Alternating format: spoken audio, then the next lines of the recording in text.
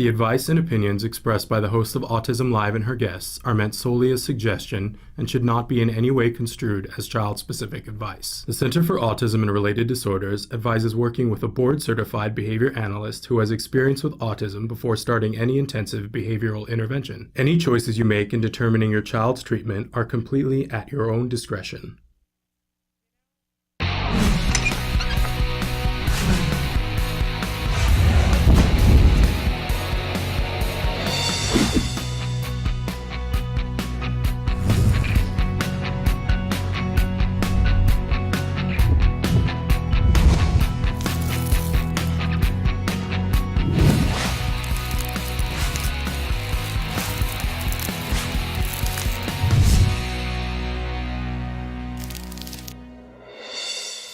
Good morning and welcome to Autism Live. I'm Shannon Penrod and we are webcasting to you live from the Center for Autism and Related Disorders headquarters in Tarzana, California.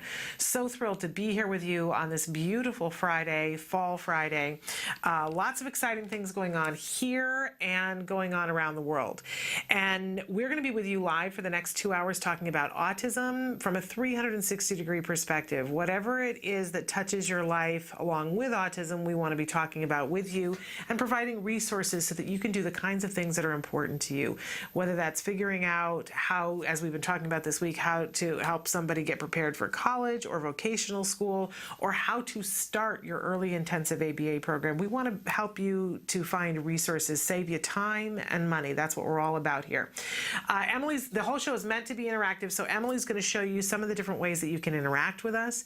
I'm going to remind you that if you go to www.autism-live.com, you will see on that page there's a computer screen. Hit the play button and you can watch the live show or the most recent version of the live show, or you can cycle through some of the most recent live shows. But also next to that there's a wonderful white box, rectangular white box there. Put your cursor there, type away, hit enter, and it shows up here. We're not asking you to log in. We don't know your personal information, so if you do want us to get back to you directly, you'll want to include some way for us to get back in touch with you, which we will attempt to do with all speed. We're a small staff, but we do get back to you as quickly as we can. Lots of other ways to watch us, lots of other ways to interact, but those are two of the easiest ways in which to do that. We encourage you to watch. And by the way, if you're watching the show, a previously recorded version of the show, and you want to ask a question about something that we're talking about, feel free to do that, because we stay in contact with all the people who are on the show, and we can always shoot them an email and say, hey, a question came in the middle of the night or whatever, for them to be able to answer. You'll really want to include a way to get back to you.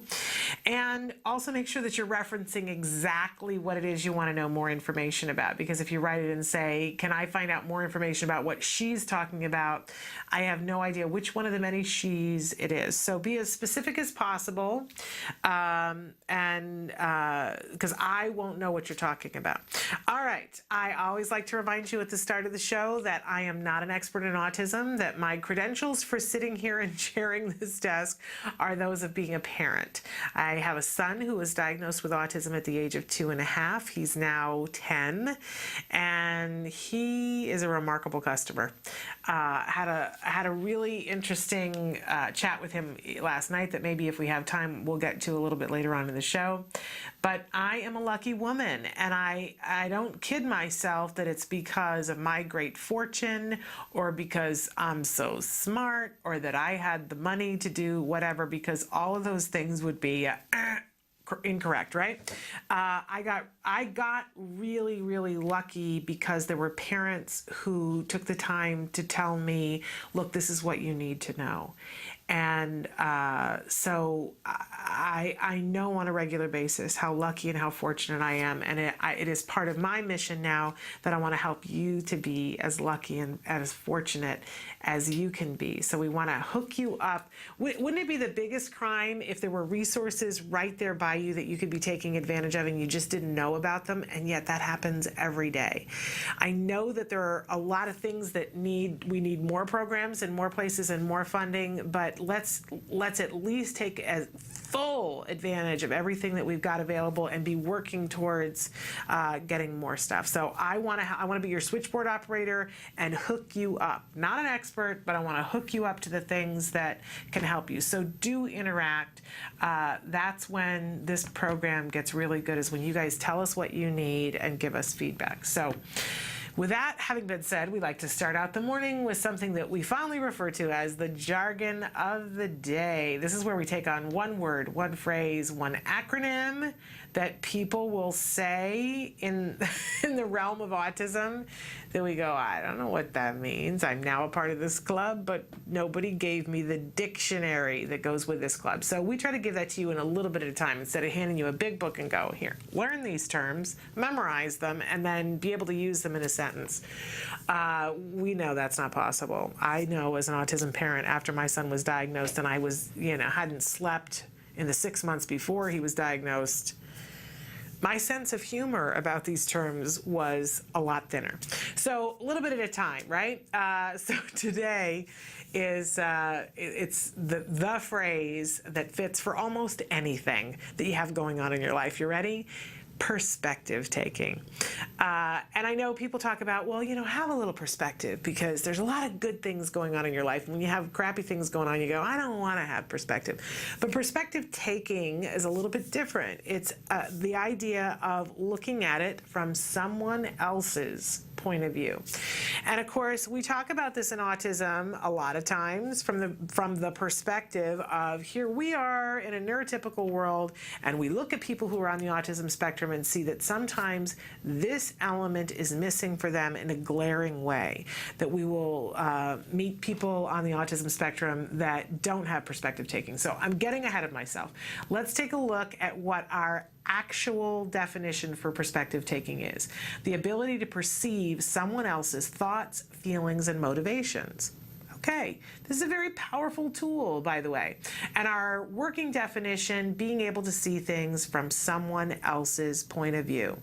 So here you have, maybe you have a 14-year-old who's on the autism spectrum, and they're in a discussion with their sister, and they say something like, you're fat, and you're ugly, and no one would ever want to go out with you, right? And the sibling, the sister, starts to cry, and we have this frustration of, why would he say something that hurtful? Because to him in that moment, it's a fact, and he doesn't realize that it would hurt her feelings. Now, if somebody were to say it to him, it may or may not hurt his feelings, but the ability to see it from her point of view isn't there. It appears to be missing, and a lot of times people shed some tears over this and go, oh, this is horrible. This is a horrible way for anybody to live their lives. But the fact of the matter is that we can teach perspective taking, and not just to people who are on the spectrum. We talked about this with Dr. Jonathan Tarbox last week, that I said, okay, we've been in the business for many years of teaching young people on the autism spectrum how to be great perspective takers. So now they do take other people's perspective when it's been taught. But a lot of times their peers and the people around them, and sometimes the adults around them, and sometimes the people working in our schools don't do this. So Dr. Tarbox was really lovely in talking about how we teach these skills to everyone. In fact, they just had a workshop for Autism Research Group this last Wednesday about how to teach perspective taking. And I really begun to prize this in my life when I meet somebody who has the ability to perspective take. And I've said before that I think that Dr. Doreen Granpeesheh is one of the true geniuses in this area, because I watch how she works with kids, and she's constantly looking at it from their point of view, from their angle, to see what they see, because it makes her more efficient working with the kids.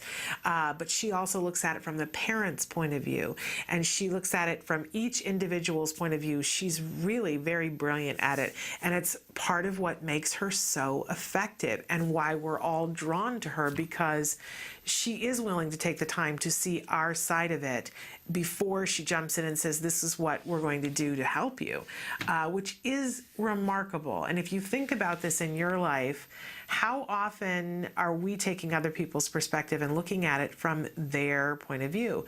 There's that old saying about walk a mile in another person's shoe, and you'll learn a great deal. So I know there have been a couple of times now where my son has said to me, Mom, you're not seeing it from my side. Do you have autism? and the irony in the moment is that he has a diagnosis, but he's taking my perspective of it, trying to see why I don't see it. So I urge you, if you have an autism diagnosis, to think about where your perspective taking is, and to know that it is something that you can develop. Absolutely, we know that it can be developed. And if you're not somebody who's on the spectrum, but you love someone who's on the spectrum, try to see it from their point of view. Let's all work on our own perspective taking, because the world, I think, gets to be a better place when everybody participates in really good quality perspective taking. And all of us can learn it, and all of us can get better at it. That's the really good news. But first, we have to be aware of the fact that we're not. And there are great ways that we can teach this to an individual who is on the autism spectrum. As early as somebody who's probably 3 or 4, we can have precursor lessons to this. And we absolutely can work on this with older kids and with the high functioning kids. This is a great skill to be developing. Okay, so that is our perspective taking. We always have a question of the day, and our question today, which we hope that you guys will look, I'm trying to bring it up for you on your screen. Here we go. Maybe you have it now. But in any case, let's wipe around and see if we can get it there. My screen is doing we have gremlins again.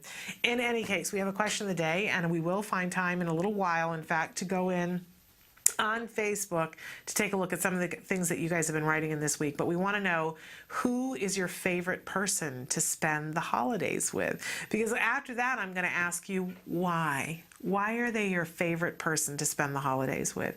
There's always somebody, I believe, who makes the holiday or makes the party that it's like, oh, without them, it wouldn't have been as much fun. And ask yourself why. What do they bring to the table that makes it so unique? I know people who say, oh, Christmas just isn't the same unless you have children that are there, and the glee and the joy and the abandon with which they unwrap presents. And for a lot of my nieces and nephews, my mom was the person that, when my mom was there, and my son, the same thing. There was one Christmas when Grandma wasn't going to be there, and he said, it's not Christmas without Grandma. They just bring a level of fun with them. And maybe we can or cannot be with that person this year, but when you stop to think about, well, what is it about that person that made the holidays so special? Maybe it's something that we can emulate. For me, it's usually somebody who can get in the moment and enjoy whatever is happening and be excited about it. I think so much of our lives now we're taught, don't get excited about that. Stay at a level, because if the ups are too high and the lows are too low, I don't know what's going to happen. We're all going to spontaneously implode. But it's okay to be excited about things. And sometimes, we're so busy keeping it all under control that we forget that. It's okay to be excited about stuff. But I'd love to hear from you. Who's your favorite person to spend the holidays with, and why? And then, of course, the next question is, are you on anybody's list of the favorite person to spend the holidays with? Because that would be a really cool thing, wouldn't it? All right, we have a topic every week, and this week is no different. Our topic this entire week that we've been touching base with, I know it feels like the topic was college, because that just sort of happened with some of the questions that you guys have asked, but our topic really this week is holiday strategies, how we can get to the joy, how we can not completely eradicate the stress, because we know that that's a crazy concept, right? But what can we do to up the joy and minimize the stress? And if we have to be stressed, I like the idea of picking and choosing things that are important to be stressed about. Not having home-baked cookies perhaps not the thing to stress about. There are plenty of things that are worthwhile stressing about, so let's, keeping it all in perspective for ourselves, and then taking other people's perspectives. I think sometimes around the holidays we get into these ideas of, this is the tradition, we do this, and we got to do this even if it doesn't make sense. So we're trying to make some sense of what can we do, and really talking about antecedent modifications too. Things that we can do in advance of the stress, in advance of the meltdown, that set us up for the best possible circumstances. So that's kind of ongoing what we're talking about. Some of the different things that we're going to talk about today, it's Funding Friday. So got a really interesting funding tip that it seems remiss to me that we haven't discussed about before on the show. We're going to continue to talk about holiday strategies, and Dr. Jonathan Tarbox is going to be with us answering your questions, and he is also going to be talking to us about some holiday strategies. And usually we talk about things from a research perspective with Dr. Tarbox. He's really great at pulling apart research and saying, okay, this is what it's really saying. So we love that about Dr. Tarbox. The live feature is open. Now's a great time for you to be writing in questions if you have them, anything at all. It doesn't have to be holiday related for Dr. Tarbox. So we're going to take a break, and we are going to come back with more Autism Live after these messages. You say howdy, we say hi. Let's get rowdy, let's get wild. Let's get wild. Let's get wild. Let's get wild. Let's get wild.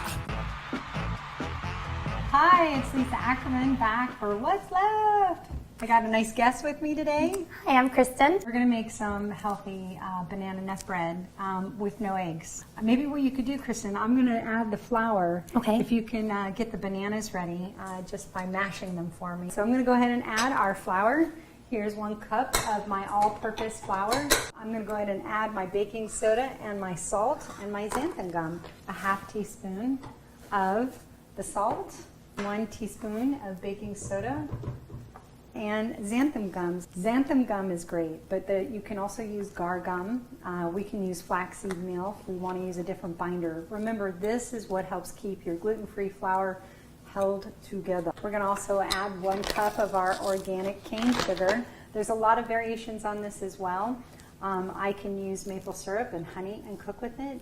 That's a great way to go, but be careful, you may need to add some more flour into the mix. How are you doing, monkey? I think it is. Perfect! I can now say I officially mashed bananas. You mashed the monkey bananas. So I'll go ahead and take your mashed monkey banana. Thank you very much. All we did, Kristen, lovely Vanna White, is mash up the bananas, getting ready to go for our dessert. So let's go ahead and add egg replacers. We've gotten a lot of feedback from y'all about not using eggs, and I know eggs are a big issue. So we talked about this. We're going to use a little flaxseed meal and arrowroot starch, and I love these, but whenever we use a dry ingredient, and an egg has a lot more moisture than these. Yeah. So we want to be a little kind and maybe add a little water. Okay. Or more fruit, or a coconut milk or something along those lines. So for this recipe, it calls for 2 eggs. So I'm actually going to use 1 teaspoon of each of these. Look at me using measuring devices. And add that into my mix, and that will be in place of any eggs that you would want in that recipe. Next up is the cinnamon and the nutmeg. This gives it the yum. Now, for kids who are really sensitive to different spices, you may want to go a little lighter on these. So for nutmeg, this calls for 1/8 of a teaspoon, so you really want to go light on the nutmeg. In fact, that's one you could probably cut back a little bit for kids who are really sensitive to smell or taste. And cinnamon, I love cinnamon. Did you know cinnamon has some antibacterial properties? Yeah. I love this stuff. So anytime I can add cinnamon to whatever, if your kid tolerates it, it's a great antibacterial. So I love that stuff. If you have a nut allergy, forget the nuts. But these are the chopped walnuts per the recipe. This is a 1/2 cup of chopped walnuts, and I've got my lemon zest. And again, I love lemon zest. My son has grown to love it as I cook for him more often. And then the last thing that we're going to add here in our recipe is the 1/2 cup of oil. Thanks, Vanna White. You're welcome. And we'll go ahead. I use grapeseed. You can also use the different Earth Balance soy-free margarine melted. Oh, okay. That would be great. That gives a good texture. Awesome. Our mix is ready to go, Kristen. I'm going to put a little oil on the pan. And I love the consistency. Like you were saying, this looks a little bit like a thick pancake mix. Are you ready? I think so. I just want to make sure I'm not the one that doesn't make it come out. So again, it is a bit of a thicker texture. I'm going to go ahead and grab as much as I can out of my little mixing pan here. So let's go ahead and put this in the oven, 350 degrees for about 40 to 50 minutes, depending upon your oven and how long you want it to cook. Ooh. And this is what the finished product looks like. Yum! Looks so yummy. For me, this is probably one of the most nutritious, fun things that I can eat. I'm going to have you try some so you can tell me what you think. I would be happy to be the guinea pig. Such Ooh, a it great smells texture. so good. So there you go. Yummy. I know. But go ahead and give it a shot and tell me what you think. Let me see. That is really good. Yeah, It's give me moist, some of too. that. Thank you for joining us here at Autism Live. We've got a great, wonderful snack or breakfast that we can serve up for our kids. That's healthy, ready to go. Kristen, thanks for joining me this time. Thank you for having me. Love That was having fun. you here. And we'll see you next time at Autism Live. What's left? If you have any questions, you can email us at autismlive@gmail.com or hit us up on Facebook, facebook.com/autismlive. And if you need more recipes while we're in between shows, go off to the TACA website, tacanow.org. Click on gluten-free, casein-free, soy-free recipes and have a ball. We'll see you next time. Bye, guys. You say howdy, we say hi. Let's get rowdy, let's get wild. Let's get wild. Welcome back to Autism Live. We like to feature a story every day from the Autism Daily Newscast. And on Friday, we really like to give you a good news message. I think so many of us often feel like if there's something we could do on any given day, even if it's a small thing for somebody else, it makes us feel better. And that's exactly what today's story is about. The headline is Jessica Catherine Oderkirk's School Project on Autism, Touching Others. Jessica Catherine Oderkirk is a senior high school student, recently took her presentation on autism spectrum disorder to various classes for 2 weeks as part of an autism awareness project. She then decided to load it on YouTube. Jessica's decided to create another video which covered her own personal story. It's a very personal and revealing look into the experiences of preteens and teenagers. At the time of the story going live, Jessica's video had only been viewed about 30 times, each one of the videos. The first one is a great history lesson, while the second one is her personal journey. Until Jessica was diagnosed at the age of 12, she tells about how unhelpable she thought she was, and she began to recede even further into depression and thoughts of suicide. Jessica even attempted to use her father's gun. This failed attempt led her to opening up about her challenges. Jessica says in the second video that she's not sure how many people will watch her videos. And both here at Autism Live and the Autism Daily Newscast hope that you will take a look and encourage her in her dreams to become a lecturer someday. So you can read more on this story and watch both of Jessica's videos by going to www.autismdailynewscast.com. They're really incredible videos. If you want to know about autism from the perspective of someone who is on the spectrum, really amazing. So we hope that you'll support Jessica.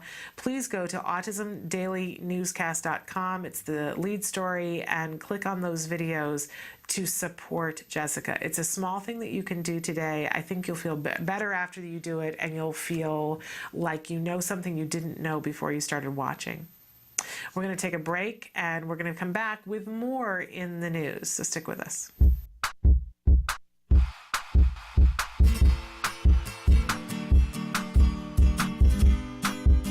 Hi guys, welcome back to Smarty. For November, we're going to be working on memory with our kids, and what better way than doing a scavenger hunt. The materials you'll be needing for this activity are a camera, cardstock, scissors, glue, and whatever objects you want your child to be hunting for.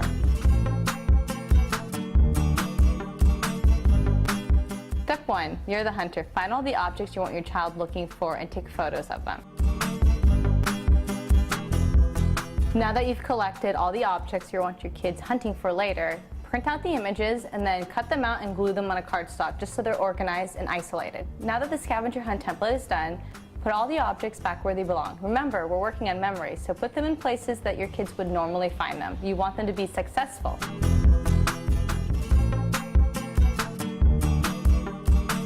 We'll make this one really easy to find. Well, I hope you enjoyed this activity with your kids. Remember, the scavenger hunt is supposed to be a fun way to work on memory. Well, until next time, craft on, guys. Can you see me flying by your side? Welcome back to Autism Live. Wanted to cover a story that's being talked about a lot in the news this week. Of course, this marks another anniversary of Avante Oquendo being missing from New York City, the 14-year-old teenager who went missing from his school, even though he had a one-on-one aide, and has not yet been found. And Senator Chuck Schumer recently went on record proposing placing tracking devices on children with autism. And I have to start before everybody goes, oh, what are you talking about? His position on this, that was the headline, right? But his position on this is that he wants to expand a voluntary program that currently funds tracking devices for Alzheimer patients to include children and adults on the autism spectrum who are a flight risk. So he's not mandating that they have to have a tracking device. He's not saying to a family, you must participate in this. What he's saying is, I think we're funding this for Alzheimer patients. If this is something that families feel could be helpful to them, we should make it available to them as well without it being beyond their ability financially to pay for it. So I want to make that clear because there's been a lot of people yelling about saying that this is wildly inappropriate. And I can only imagine one of two things. Either they only saw the headline and don't realize is that it is a voluntary program saying, if this is a bigger issue, which everybody is saying that is, as a result of Avante going missing, then why aren't we doing something about it, and why aren't we helping with the funding? That is what Senator Schumer is saying. And I think for other people who are against this, I'm just imagining they don't have children who elope. The horror and the terror and the inability to sleep because you're afraid that your child might go missing. The fear of taking your child to school because you don't know if the people there are going to watch your child the way that you would. There are many people who are out there living in that fear.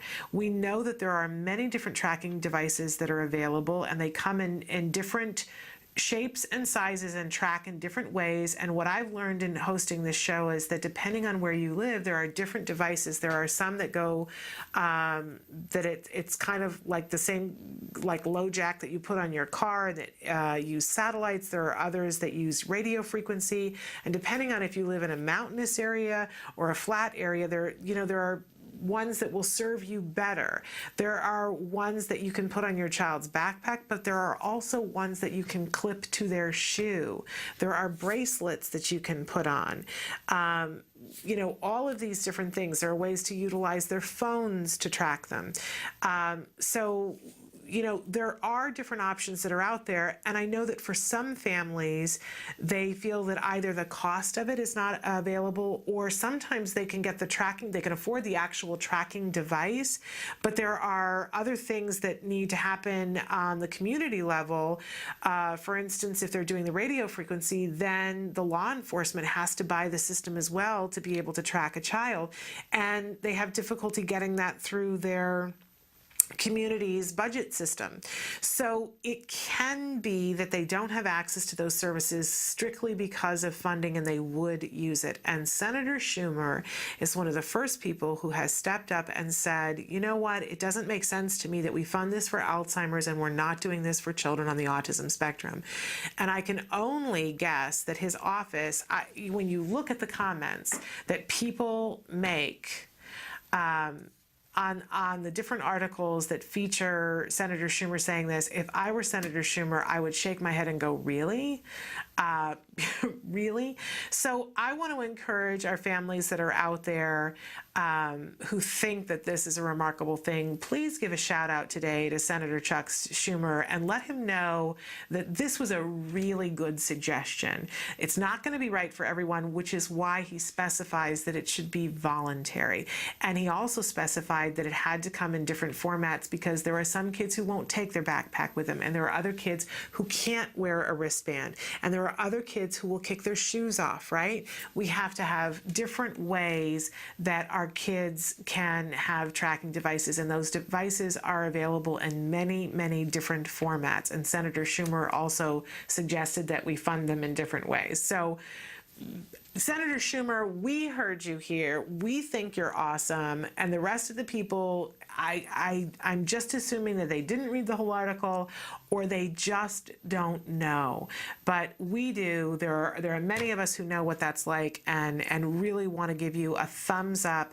I wish that Avante's parents had the capability to do something like this. Maybe it would have made a difference. So congratulations to Senator Chuck Schumer. We're going to take a break and we're going to come back and take a look at what you guys have written in to the questions of the day this week, because we haven't gotten to them, so stick with us.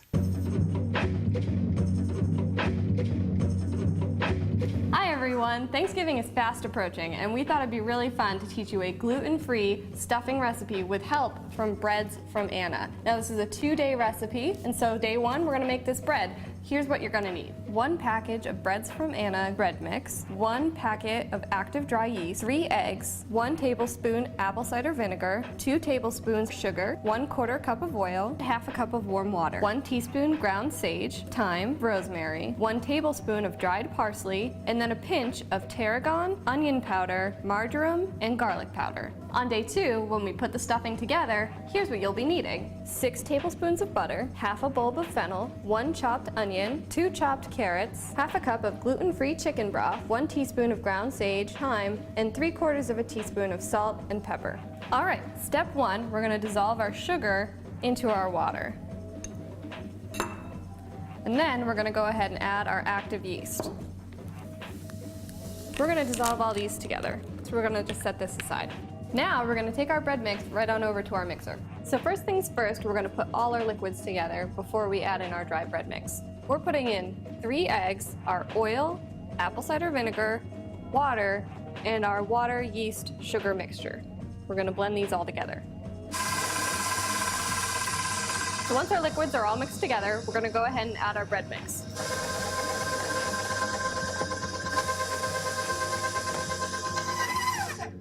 We're also going to add all of our spices now.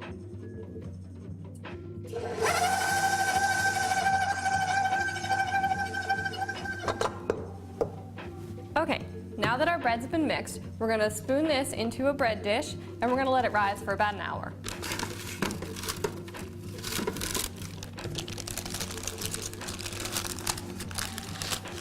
Okay, so now that we've let this rise for about an hour, we're going to bake it at 375 for another hour. All right, it's been an hour, so let's grab our bread out of the oven.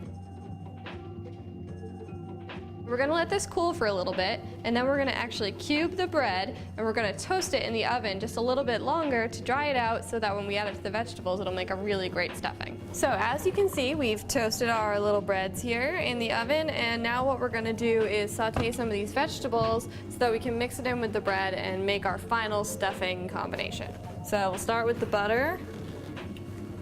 So we're going to start with our onions so that we can make sure these are good and cooked before we add the other vegetables. They cook a little bit longer.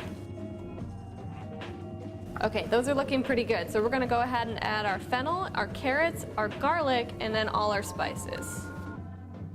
So you're going to want to cook this until the carrots especially are nice and soft. Our vegetables are pretty soft here, so what we're going to do is go ahead and mix this with our bread. We're also going to go ahead now and add our 1/2 cup of broth.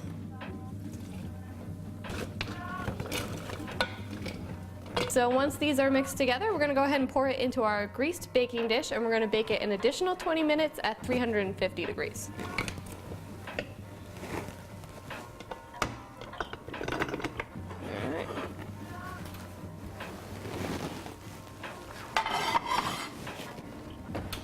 Okay, I think it's ready. La, la, la.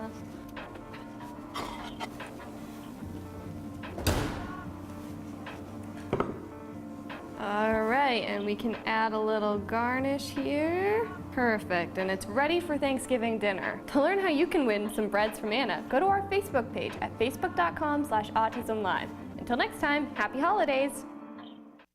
Welcome back. We call Fridays Funding Fridays, and we like to give you resources for places that you can go to potentially get access to services and funding for services. And when I realized this week that we have not mentioned Easter Seals, how incredibly remiss of me. Easter Seals is an amazing organization that's been around a very long time and has been at the forefront of battling lots of different issues. And we're very proud of Easter Seals because they have not shirked their duty where autism is concerned, and they have very specific programs helping families to gain access to services and the funding for the services. So I want to encourage you today to go Google the Easter Seals in your area, go to that website and see what's available. It really is remarkable. We're hearing from a lot of our families that they're able to apply for and to gain access to important services through Easter Seals. I do think it's important that let them know what you need and what you're looking for, and continue to advocate for yourself. But this is a remarkable organization that is helping us to get the job done of helping ourselves and helping our kids. So a big salute to Easter Seals, and I encourage you in your list of things to look and places to go to find out about funding, add Easter Seals to the top of your list. They really are getting it done. We're going to take a break, and we're going to come back and answer a very specific question about funding that came in on our Facebook page, so stick with us.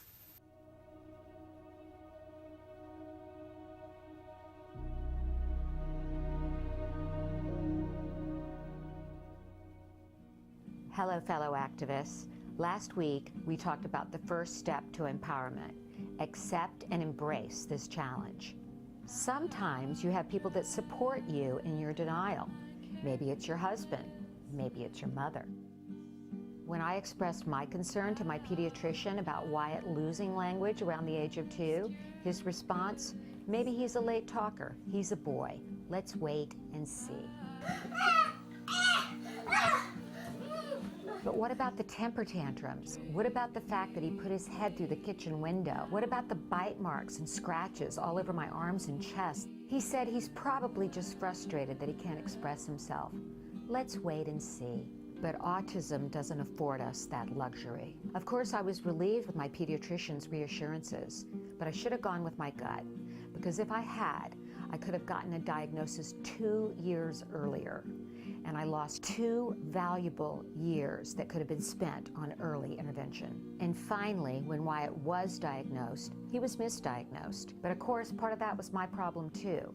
I lied in a lot of those parent questionnaires so things looked better. I can't turn back the hands of time, but I can recommend that you face this challenge head on. Denial prevents us from walking a path we eventually will have to walk anyway. The sooner you face the truth, the sooner you can help your child. Until next time, take care of yourself and keep the faith.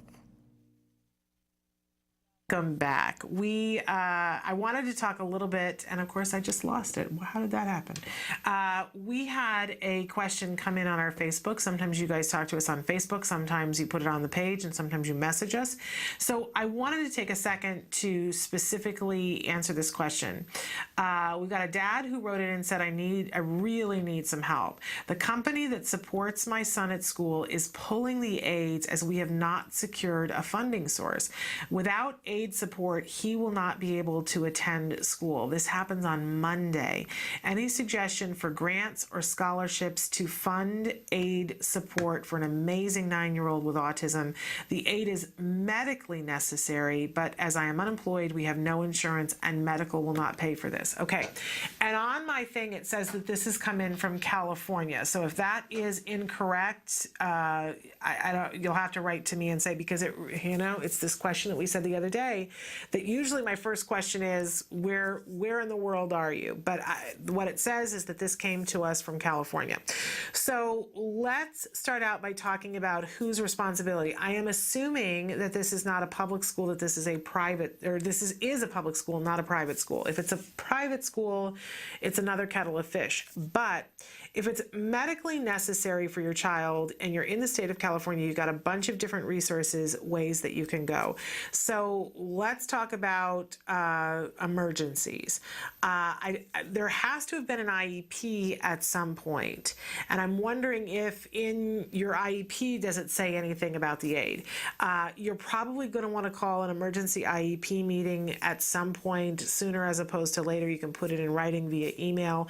But I would also, I'm not sure which regional center in California that you are based in, but you're going to need to find out which regional center. I'm hoping that before this you have had some regional center funding and that you have a regional centered caseworker.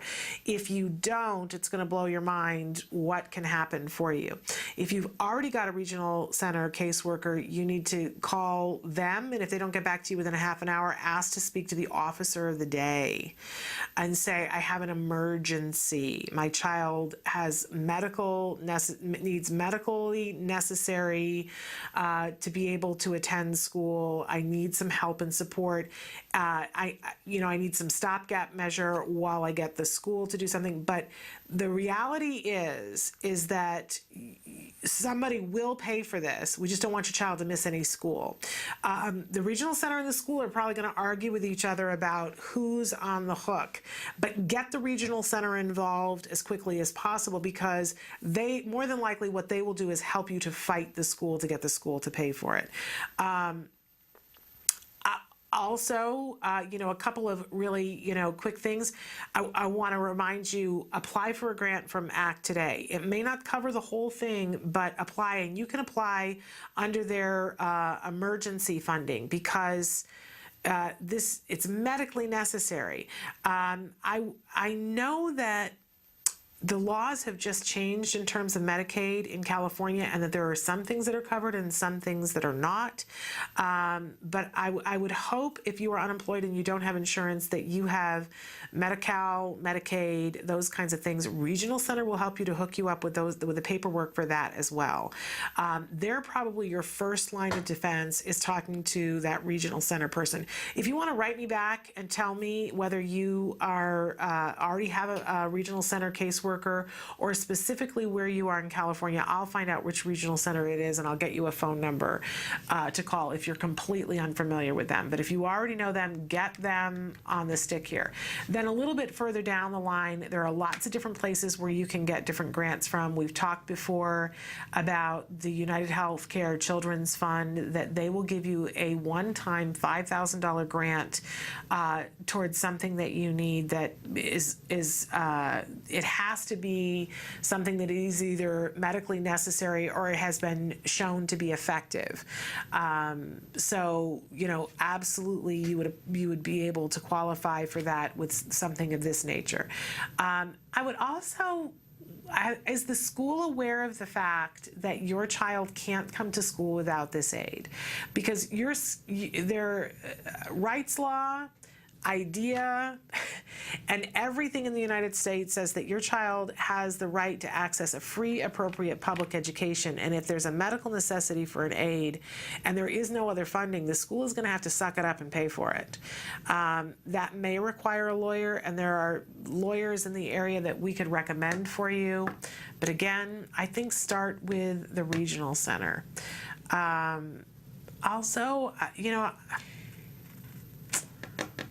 I kind of want you to call us back. I want you to write us back. I don't have an email for you. I just can talk to you on the Facebook, but it would be great if we could talk via email, because I'm sure that there are some other organizations, especially in the area that I think that you're from where it says, there are some great organizations I think that would be willing to help and support to make sure that this happens, because clearly you have a great kid, and your son has a right to go to school.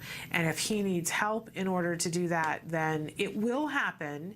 I can just feel your stress about that they're going to pull on Monday. So if you watch this, make sure, and I will email you again to say let's talk about this at length, because I'm sure that I want to support you, and I'm sure that there are many other people who want to support you and your child's right to go to school. He has a legal right to go to school. So fear not, it will eventually it'll get straightened out, but I don't know about Monday, but let's try to make it happen as quickly as possible. If you have an IEP that says that they then, and even if the school is fighting it and saying, oh no, ask them to do a stay put so that they fund it in the meantime. Because I'm wondering who was the funding source before they started, because most places won't go in and start unless they have some assurance of funding. All right, so I'm going to need some more information, but Regional Center I still think is first bet. We're going to take a break, and we're going to come back and look at your answers to the question of the day on Facebook for your holiday traditions and who your favorite person is to have at your holiday. Stick with us.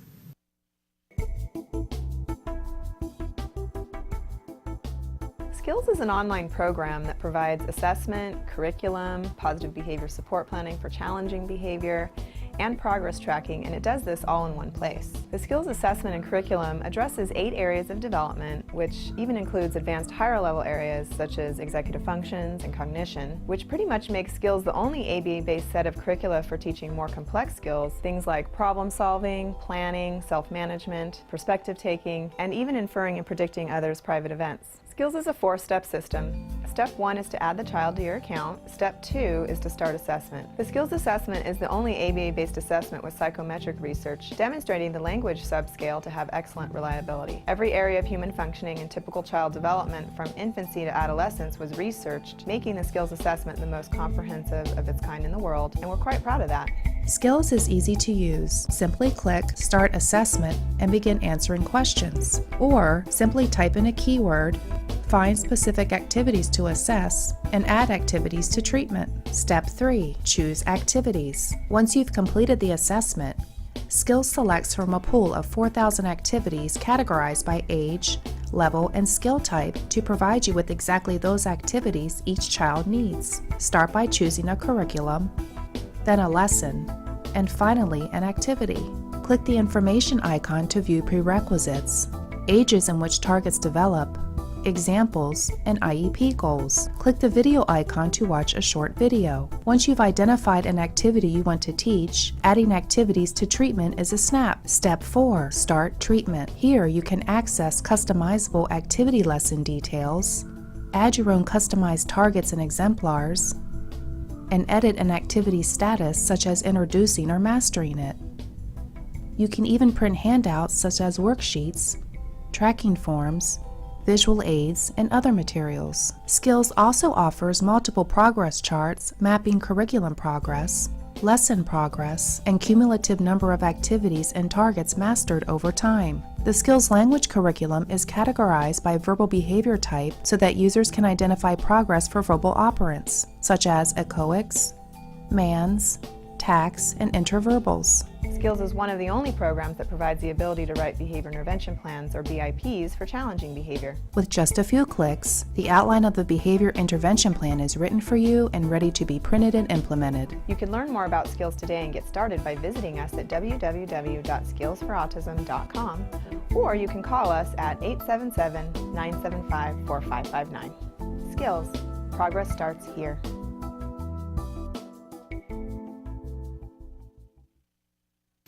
Welcome back to Autism Live. We encourage you on a daily basis to answer the question of the day on Facebook.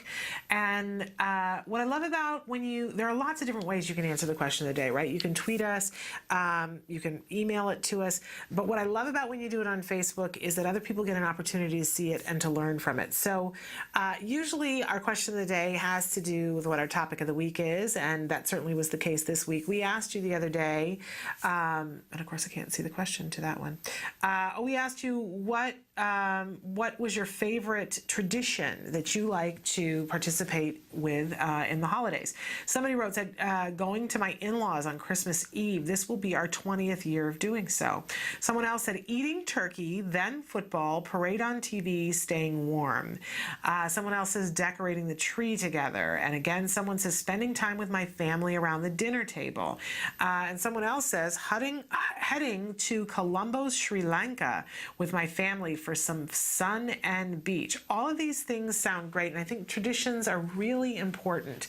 When we participate in traditions, it's an opportunity for us to have an understanding of what's going to happen. So here's the rub with traditions, is that often we have this expectation, or our kids have an expectation. And I have a friend who says expectation is planned resentment. Oh my goodness, right? So what does that mean?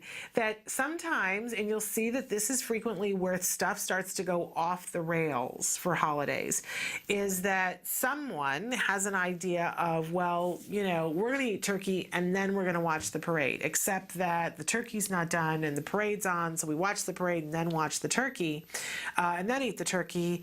And for some people, it's like, oh, it didn't happen in the way that I expected it to, and then we get into this, well, you know, why didn't somebody fix the oven, or, you know, whatever it is, and things start to derail, and everybody is hankering after that perfect looking tradition that happens.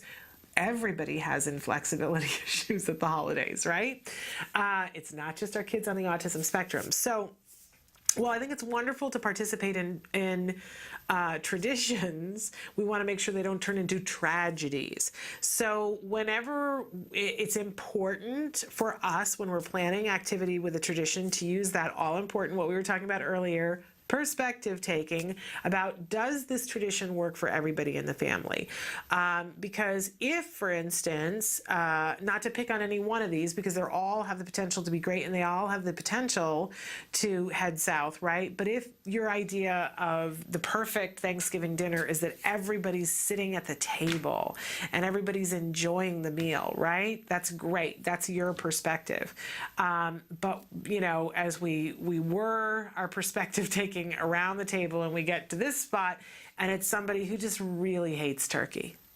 They really hate turkey and they're really sensitive to clinking noises, and everybody's clinking their forks and everything, and we're eating an hour later, and you know, we're a little bit closer at the table, so there's people elbowing us and there's different smells of food that this person doesn't particularly like.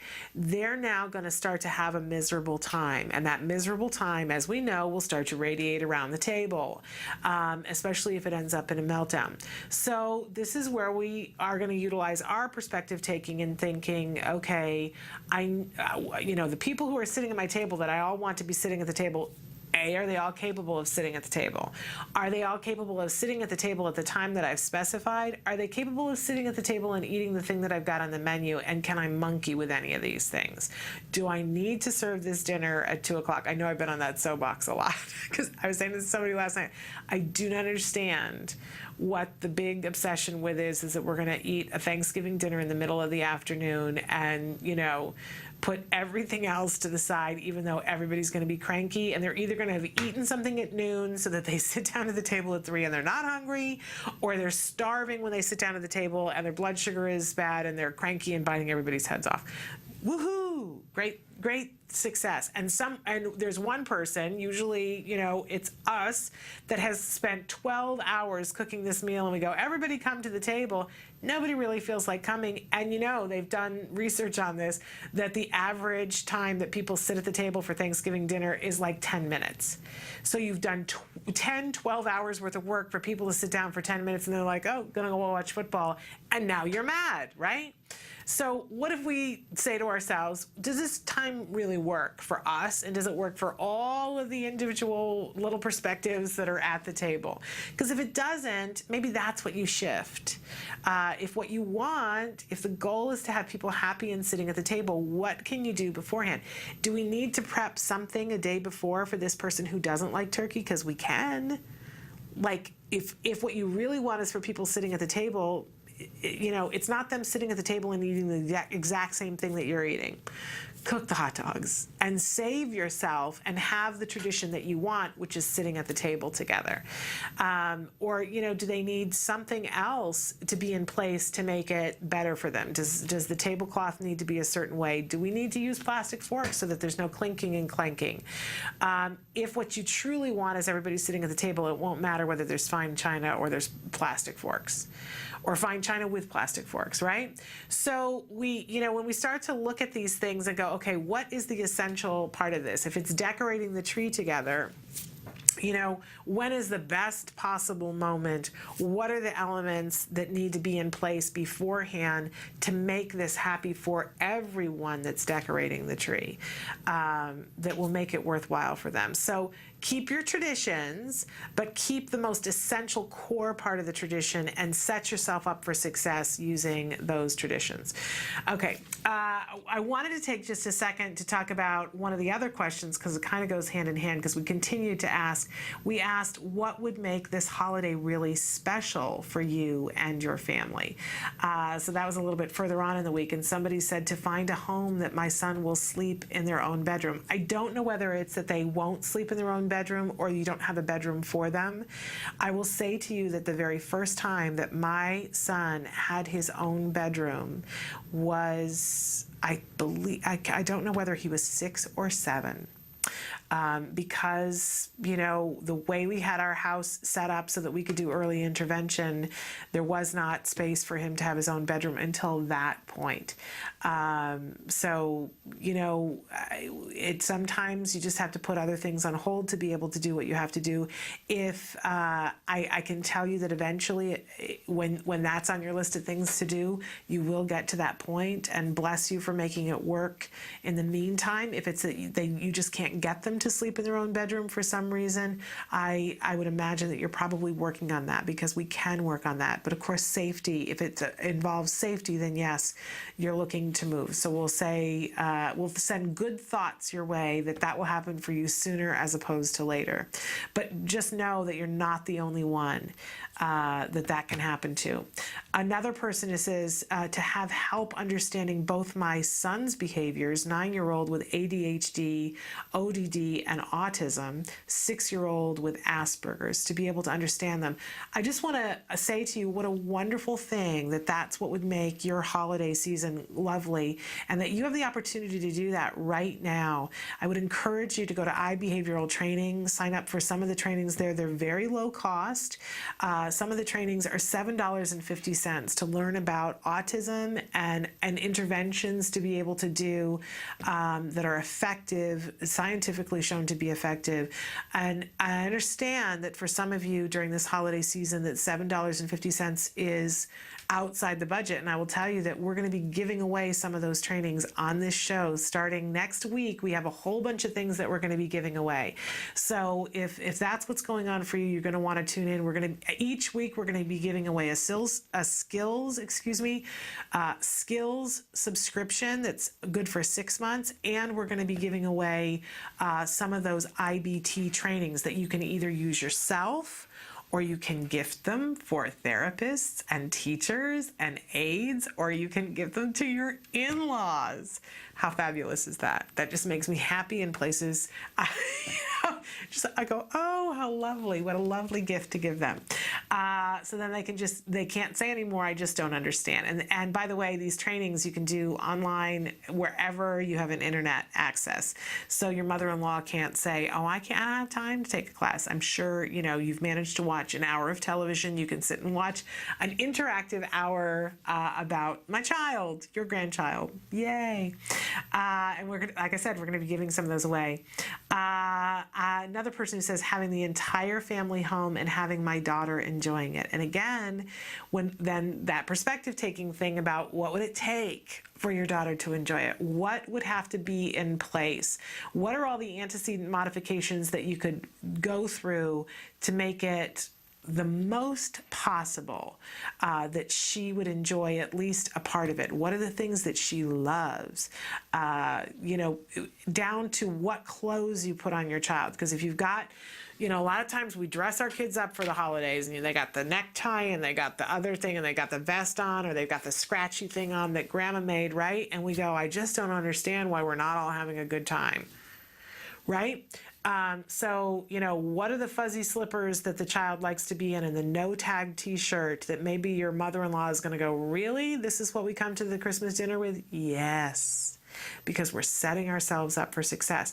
Maybe another antecedent modification is that you send the email off to grandma beforehand and say, hey, this year what we're working on is X, Y, and Z, and so I want you to know 2 weeks in advance that, you know, we're going to be dressing her as comfortably as possible so that we get the best possible thing, and we really appreciate your support in doing this.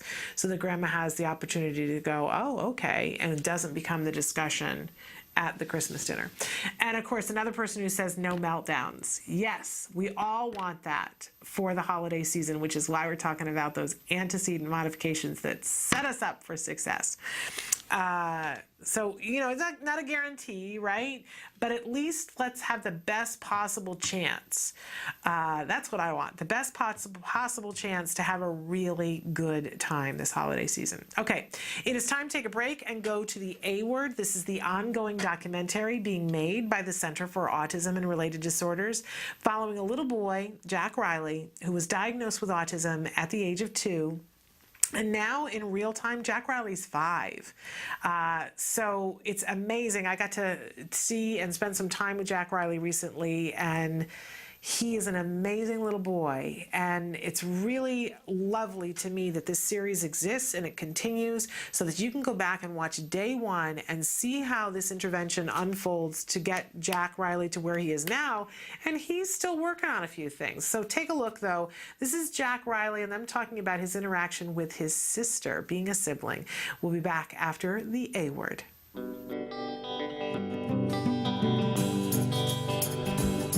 I know a cute little blue-eyed boy, and his name is Jack. Jack Riley. He got a big, warm, blue-eyed soul that makes your heart beat fast. Exciting. I say Jack, Jack, Jack is my buddy. Jack is my buddy. Everybody around is so down with Jack. We had Lainey checked this week by the Regional Center, and they say no autism, but she does have a little expressive speech delay. Can you say up, please? Can you say please? Please. Good job. Mwah. Jack Riley a kiss. You want to? Oh, here she comes. Give him a kiss. Oh. That's so nice. Can you give him another kiss? Maybe a hug. Can you give Jack Riley a hug? Oh, Jack's giving you a hug. Didn't want to put my head in the sand and think because she's ahead of where Jack was that means she doesn't have any issues. We're glad we did it. We did it just because our only experience with a child is autism, the A word.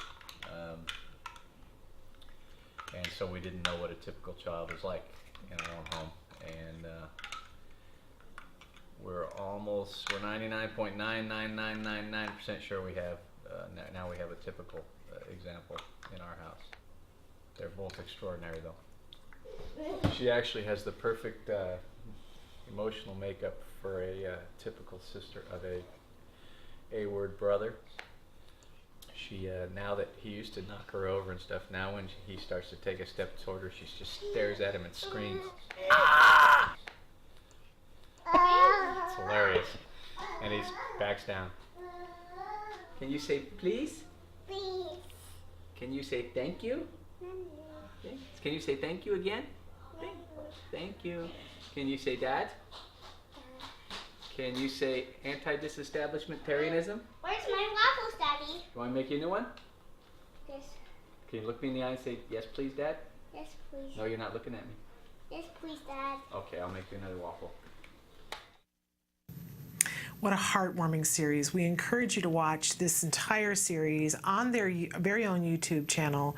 And you can interact with the family. They have a Facebook page, and the family writes and posts things on it. They're a remarkable family who have very graciously allowed us to come in as viewers and see what's happening in their world.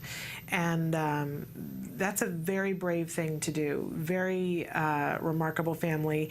And I can tell you from having met them that they are every bit as lovely in person, and have been very gracious about the fact that they feel like they've gotten so much out of this process. So we salute them and admire them, and I encourage you to be watching this series and sharing it with other people. We talked just before about, what to do when your mother-in-law just doesn't get it. And I so wish that the A word had been around when we were starting therapy, so I could have just sent it out to friends and family and said, hey, this is what we're doing. So, instead of saying to them, could you buy a vowel? Could you just buy a vowel? And before, what I used to do, there were a couple of books that I would recommend, that I still recommend. Reading A Real Boy, lovely, lovely book. Christina Adams, who we've had on the show. But, sometimes people are visual and they like to see it and they want to see the arc of it. And I saw, even with my mother, that she read A Real Boy and loved it and had an appreciation for what we were going through. But when she saw within a week what my son could learn from early intensive quality ABA therapy, then she got on board in a big, big way. And not all of us, my mother came to visit and I closed her up in a room with me when we watched on a monitor, right, for hours on end over multiple days. And then she went, oh my gosh, I get it, right? And not everybody can do that. Like, you probably couldn't do that with your mother-in-law. I could do it because it was my mother. And you can do those kinds of things to your mother, but sometimes, but not your mother-in-law, right? And so you can very nicely say, you should check this out. You should take a look at what they're doing with this family. I find that when grandparents get it and when other family members get it, they get very supportive and your life gets easier. There was a day when I turned to my mother and I said, I need you to pick right here. I need you to pick silence or support. I'm hoping you pick support, but my bandwidth doesn't have enough room to cover criticism from my mom while I'm doing this. And in that moment, it did not go well. Can I just say, my mother was like, well, I guess I'll have to be silent because I can't be supportive. It just seems like I have no idea what this crazy thing is that you're doing. But, right? But eventually, when she saw what it had the ability to do, she not only supported it, but she also became a huge advocate for, we need to get this to more children. My mother gave out more of my business cards than any other person.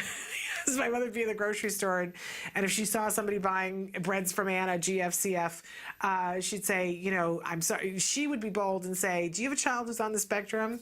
You need to know about these things, and be handing out my business cards. So it is possible, but sometimes people need to see what this is that we're talking about, and you have the benefit of the A word. You can have them sit and watch 5 minutes of the A word and say, this is what we're trying to do because this is where we're trying to get, and this is why I could use your support. So I encourage you, use this program to help you in your program. And I also think it's a great way to look and say, is my child's ABA program at the level that this one is? Are we talking about these kinds of things? All children are different. All programs are going to be different. But if you don't have somebody who's talking about generalization, if you don't have somebody who's introducing new skills, if you don't have somebody who's taking your child out to the park to try those skills out, then you need to be asking some questions about, am I in a quality ABA program? Because you don't have time to waste. You've got to be in a quality ABA program yesterday. Okay, having said that, we are going to take a break and we're going to come back with more of the show. In just a few minutes, we're going to have Dr. Jonathan Tarbox, so stick with us.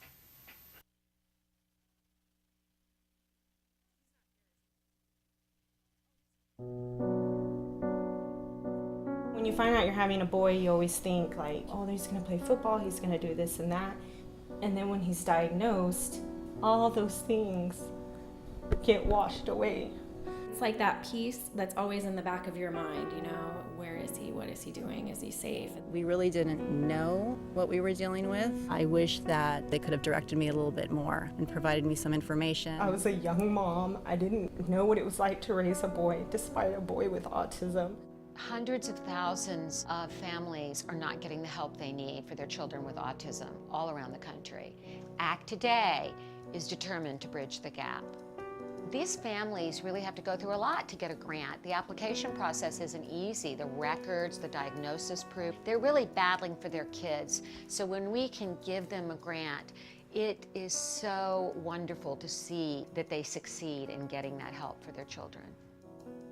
Our founder, Dr. Doreen Graham-Pichet, is an amazing woman, and she is one of the world's foremost authority on behavior of children with autism. She's extremely knowledgeable, and she oversees every single grant we give. She is part of that process. People may think of autism care and treatment as simply schooling or therapy, but we provide important safety supports, things like fencing, for example. The whole family's living in fear of that child running out into traffic. I recently delivered an iPad to a little boy with some of the apps that are out there for children with autism. Miracles happen. I got the iPad from ACT. From ACT, What did it say? Can you repeat that, Dustin? I got the iPad from ACT. We have helped so many military families, and when I think of these brave families that are fighting two battles, one to protect our country and one for the right treatment and care for their children, it breaks my heart, and I think we have to do more as a nation to help them. There's not a day that doesn't go by that we don't think about it. Some people say, oh, he's normal. You don't see the battles that I see every single day. My husband does have to deploy, and when they get on that bus, that might be the last time that my kids ever see them. So I called, and they informed me that he had received the grant, which was like a blessing from above. I was just like speechless. I just started to cry because, without it, we would have been lost. The ACT grant was a total miracle. Without that, we wouldn't be able to receive the service dog. So we're so appreciative what they've done for us as a family.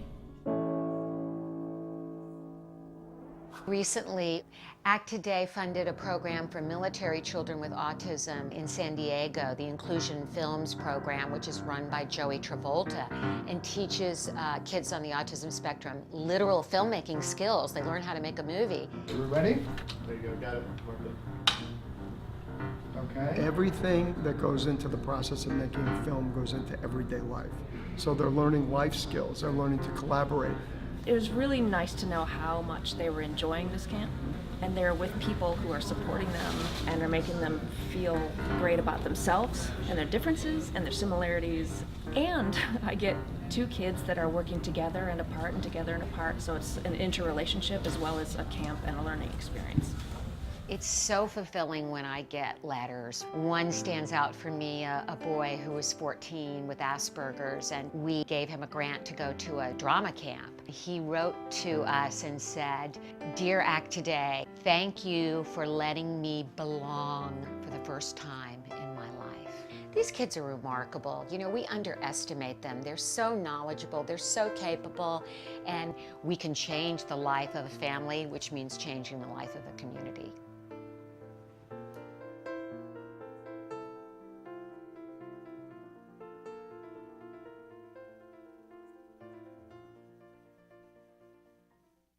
Welcome back to Autism Live. We are welcoming to the show the fabulous Dr. Jonathan Tarbox. He's the head of research and development here at the Center for Autism and Related Disorders. And before I go any further, we have to address that Dr. Tarbox looks different today.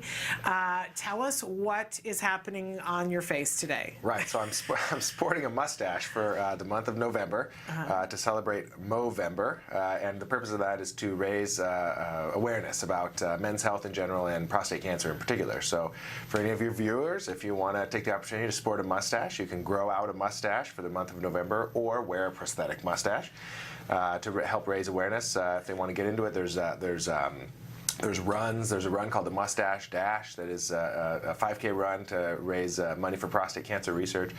So if you Google Movember or Mustache November, there's lots of different ways to get into your mustache this month. And I had heard of Movember, but I didn't know it was to support prostate cancer. So I've asked Dr. Tarbox, we've given him a pen, and he's going to draw a mustache on me right now. Sounds good. While we talk about the fact that can you talk and draw at the same time? I can give it a shot. Okay, so we're going to talk a little bit about our phrase today was perspective taking. That was our jargon of the day, and you just had a workshop about that. So draw and talk. What happened on Wednesday? All right, I'm going to walk and chew gum here at the same time. All right. All right, so Wednesday, Autism Research Group had our community outreach workshop that was I'm not very good at this. Well, this pen it's a little painful. Should we try this pen? Sure. We have other pens. It's a little painful. I'm just saying. I'm suffering for our art here. There we go, yeah. Well, I'm doing a very bad job, I have to say. It doesn't matter. It doesn't matter. Give me a curly Q. I want a Raleigh finger curly Q. Okay. It's not really visible. It's not visible? It's a total fail. Yeah. Oh my goodness. We'll have to get a marker. We'll have to get a marker. Here we are, drawn on my face, and it's a total fail. But okay, so you did this workshop on perspective taking, exactly what we were talking about this morning. Great. And there were 3 presenters, yourself included. That's right. Yeah. So I started out the day by talking about relational frame theory, which is an area of applied behavior analysis that specifically is designed to look at how to teach higher order cognitive skills. So things like reasoning, things like problem solving, anything that the rest of the world talks about as a cognitive ability. Relational frame theory is an area of ABA that treats those cognitive abilities as skills that can be learned and can be taught to kids who don't have them. So I was sort of setting the foundation for the conference by giving lots and lots of examples of different types of cognitive or conceptual skills that we teach on a daily basis in ABA, and talking about sort of the research background and the conceptual background for that. Now, if somebody wasn't able to be there, like I couldn't get away, and I'm interested in knowing more about it, is there anything available? Like, is there a PowerPoint available that people can request? Sure, yeah. So they can email me directly at j.tarbox@autismresearchgroup.org. And ask me for the PowerPoint, and I can go ahead and send them PDFs of the PowerPoints that we presented. And I can also recommend some good resources in terms of books and other resources, articles, and things like that for people to have a look at. Spectacular. And if people want to go to the Autism Research Group to find out more information about upcoming seminars of this nature, where do they want to go to find out information? So folks should go to www.autismresearchgroup.org. And we have an ongoing series of workshops that are targeted towards board-certified behavior analysts and other professionals who work with folks on the spectrum. Those are that series of workshops is specifically for professionals, although parents are invited, and we did have parents attend. In fact, one parent brought a family member on the spectrum who hung out and attended the entire workshop. It was very, very cool to see them there. Spectacular. We have another ongoing series of workshops that is specifically for parents and for people who are not professionals but who are living with folks on the spectrum in their family. And those we also do in the Thousand Oaks area out of our office there. So yeah, folks can go to our website and have a look at upcoming events. We usually put on one event maybe every couple months or so. Okay. Various locations. All right, we're going to take a break, and we're going to see if we can't find a marker that we can get a mustache on my face for Movember, so that we're not a complete and total fail. All right, so stick with us, and if you have questions for Dr. Tarbox, now's a great time to be writing them in. I know a lot of you want to wait until the end. Don't wait. If there's something you want to know, ask now. All right, we'll be right back after these messages. The Institute for Behavioral Training provides courses in applied behavior analysis for the treatment of autism. Access IBT e-learning videos on the move and learn at your own pace.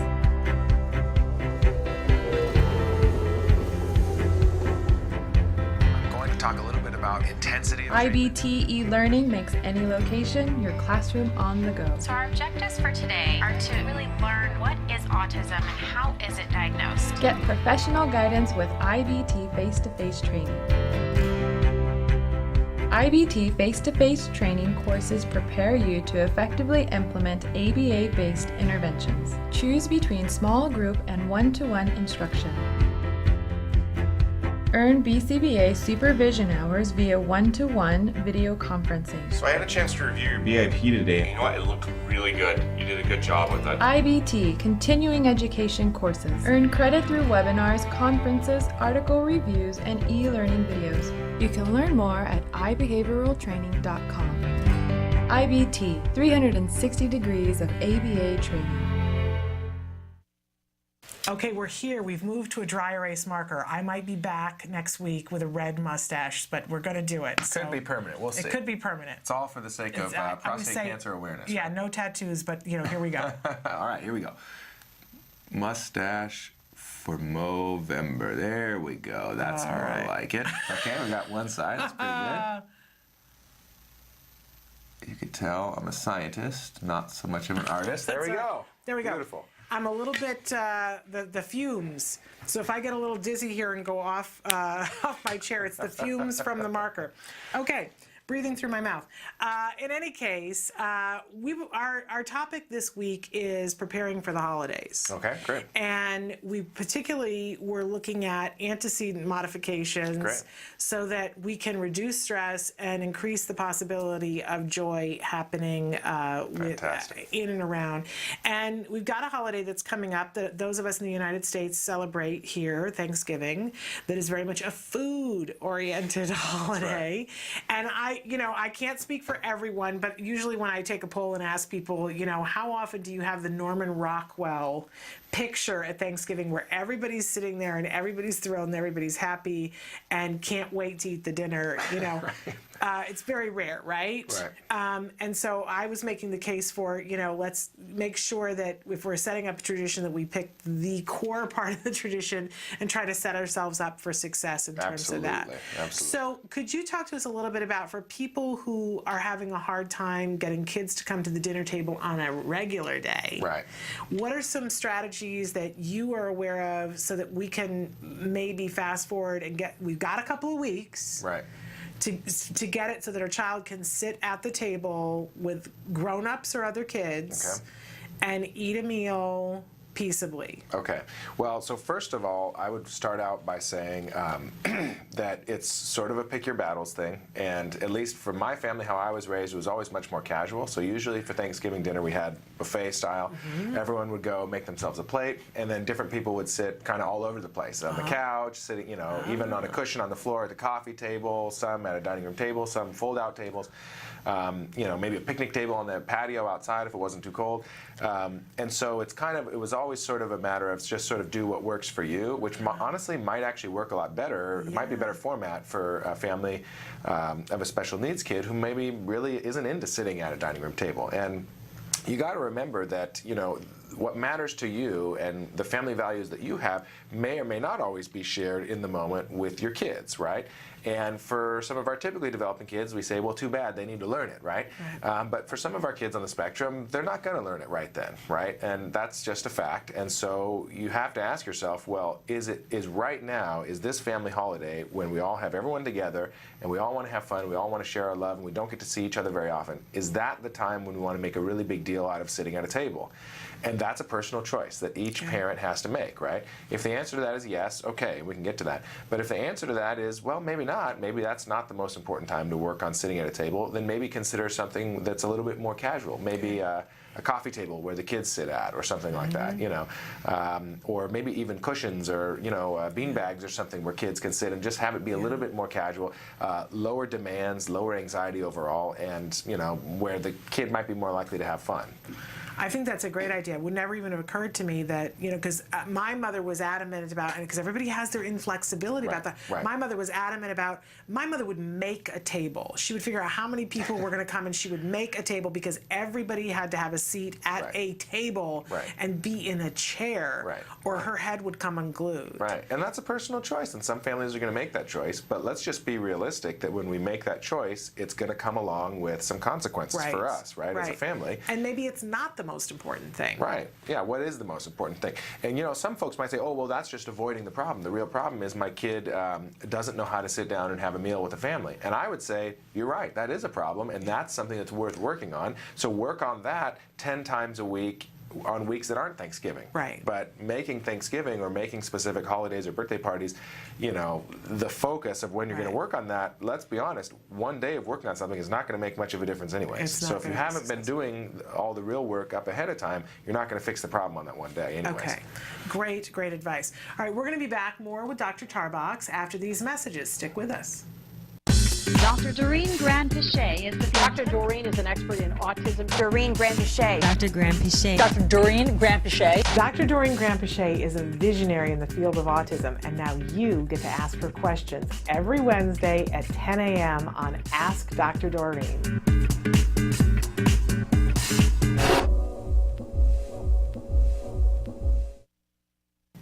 Welcome back to Autism Live. We are here with Dr. Jonathan Tarbox, and if you're looking at both of us and thinking that we look a little different, slightly different, let's catch you up to speed here that Dr. Tarbox is sporting a mustache for... Movember, which is Mustache November, which is for prostate cancer awareness. Okay, and so I knew that people were doing mustaches in Movember, but I thought it was just part of this mustache craze, right? I didn't know that it was for a cause, and since it's for men's health, and there are a lot of men in my life that I want to make sure are healthy and support all of you and all the men in your life. We just had Dr. Tarbox draw a mustache on me because it's Friday and we can. In any case, on a more serious note, we've been talking about strategies for the holidays, and we were talking about how to get a child to sit up at the dinner table for Thanksgiving, and maybe that's not the best moment to be working on it, but it brought up the case, and Dr. Tarbox said during the break, maybe we should come back and talk about how do you work on that so that it can happen at some point. Right, absolutely. So if you do choose that, you know, for my family and my values and my cultural traditions, I want my kids sitting at the table, eating dinner at the table in a chair like the rest of the family. That's fine. That's your choice to make.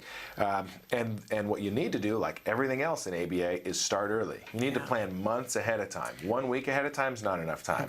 I mean, it can't hurt to start. You got to start sometime, right? But really, honestly, months ahead of time is going to work better than a week or two ahead of time. And just like everything else, you start small. You break it down into baby steps. You use big positive reinforcers, and you try to make it fun. And that is the key to success in any of this stuff. So what that might look like with sitting at the table is, you know, sort of the natural way that we might do this as parents with a lot of typical kids is we just say, well, it's dinner time, sit down. And you're not getting up till you're done with dinner, right? Okay, and if that works with your typically developing kids, good for you. Quite honestly, it won't with a lot of typically developing kids, right? Yes. But a way that you're much more likely to be successful, especially with a kid on the spectrum, is to say, we're going to sit down for 10 seconds and take one bite, and then we're going to go play. Yeah. You know? How big of a deal is that? That's not going to be the end of the world.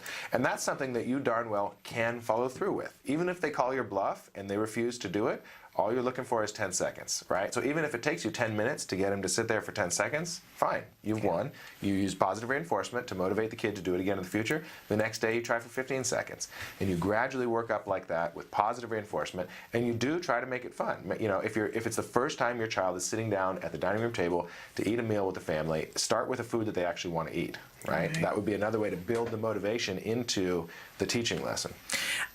Help me here, though. Isn't it crucial that whatever the first thing is, be something where we don't get into that mommy dearest standoff. Right. You know what I'm talking about in the movie Mommy Dearest, and she's got that raw, like, I don't know whether it was a pork chop or a steak chop or whatever, and she says, you will eat. You know, we've all had that moment. I had that moment about a month ago where I was like, I'm Mommy Dearest. I'm Joan Crawford, and I'm in a movie where you've prepared something, you spent a lot of money, you spent the time cooking it, and you put it in front of the child turns up their nose, and you're like, and you feel those words coming out of your mouth. You know, you're not going to get anything ever to eat ever again unless you eat this. And then you go, why did I just say that? Right, and so this is a tricky balance. You talked at the beginning of the show about antecedent intervention. Yes. Really, really important. The antecedent intervention part here is to make the amount of, or the difficulty of, the food really, really small so that the child's likely to be successful, right? So that's what you're saying. Maybe start with, if it's a food that you're not so sure if your child's going to want to eat, maybe start with half of one bite. And if they eat half of one bite sitting nicely at the table, then they get their whatever preferred food is afterwards, right? So set your child up for for success. Now, that being said, once you do place the demand, right, you have to follow through. So it's possible that you'd say, look, kid, all you have to do is eat half of one bite and then you get your dessert. It's possible that even under those conditions, your child is going to scream and have a 30-minute tantrum. Yeah.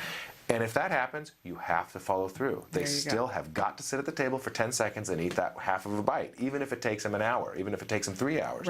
Right? So you set them up for success. You don't want to be a big meanie about it. But then if and when your child does decide to challenge you and refuse to do it, if you've placed a demand, if you've set an expectation, you have to follow through. Okay, and if that happens, that you say, okay, you have to take one bite of it, then that is the thing, and get immovable about it. We don't want to sit there and get into the argument and say it 32 times and give it a whole lot of attention. No need to justify it. Right. No need to have a struggle. It's just, here's the rules. No big deal. Yeah. I hope you can finish when you're soon. And when you do, you get the reward. That's it. Even our kids that are on the spectrum understand the difference between a no and a conditional no. Absolutely. It's fascinating to me about how kids get that. If we say to them, they're about to put their hand on the stove and we say no, they understand, I'm not doing that. But when we say no and there's a little shadow of a doubt in our head about, do I really want to follow, that you might as well pull out a carpet and put it on your back, because they're going to walk all over you. That's exactly right. And it's true with following through as well. So if you say you got to eat half a bite, or let's say you've got to eat 2 bites before we're done with our dinner tonight, that's the goal. And let's say sometimes, maybe even only 1/3 of the time, you go, well, I guess you could just have 1 bite instead of 2, right? Okay? Just even that little bit of negotiating, if you do that as a consequence when your kid refuses to eat, then what you're doing is you're giving them a little bit more of what they want when they're refusing to eat. Now, I'm not saying you can't negotiate, I'm not saying you can't be reasonable and talk it through, but do that before the problem behavior happens, right? So it would even be perfectly reasonable to sit down with your kid and say, all right, we're gonna eat dinner tonight, we're gonna have an awesome time, we're gonna get dessert. What do you think is a reasonable goal for tonight for your vegetables? How many bites should we work for? That's fine, and you can negotiate it, but once the goal's set and you place the demand, there's no more negotiation. Right. Be immovable on it. That's right. And that's when you're going to get stuff done. It's hard, but you can do it. We can all do it. All right, we're going to take a break, and we're going to be back more with Dr. Tarbox answering your questions after these messages. What do you think about ABA treatment? ABA is the one that's documented, but I think that's what I think is important with little kids, the intensity. If this kid's 2, 3, and 4 years old, he needs 20 or 30 hours a week of intensive early intervention, working one-to-one with an effective teacher. And an effective teacher knows kind of how just hard to push, because you've got to stretch these kids. If you don't stretch them somewhere, they don't advance. You push on them too hard, they go into sensory shutdown. The worst thing you could do with an autistic 2-year-old is to do nothing with them and just let them sit there rocking. And when I was very young at 2.5, ABA type things were used on me, but it wasn't called ABA in that day. My teacher would hold up a cup and she'd speak slowly. You got to speak slowly to these kids because there's auditory processing problems. She'd say cup, and then I'd say cup, and the teacher would praise me. That's very similar to ABA. ABA in its original form is a little kids program. The whole idea is you're trying to get language jump-started. And I like the more flexible kinds of ABA. You've got different levels of kids. I had ABA type stuff when I was young, but then after I pulled out of it, I didn't have to go through elaborate things of getting ready for school. I still have this habit now today. I lay my clothes out the night before that I'm going to wear, so when I'm sleepy I can just get them on. And then you have other individuals where they've got to do very structured, breaking down the task analysis. This is where after you get out of the little kids and you get them talking, they kind of diverge into different levels of functioning. And a type of ABA program that'd be suitable for a very severe kid would not be something you'd want to do with a mild Asperger kid, because you're going to bore them to death and make them hate school. Absolutely.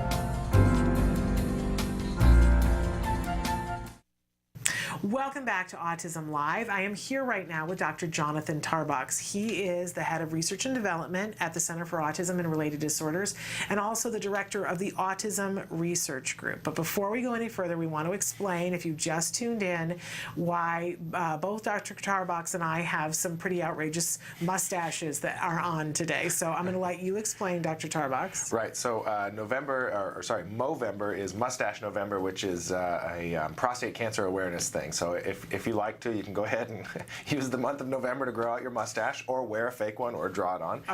Or have a doctor draw it on for you, because Dr. Tarbox drew on this lovely red mustache for me a little while ago. And go ahead and raise prostate cancer awareness like that. There we go.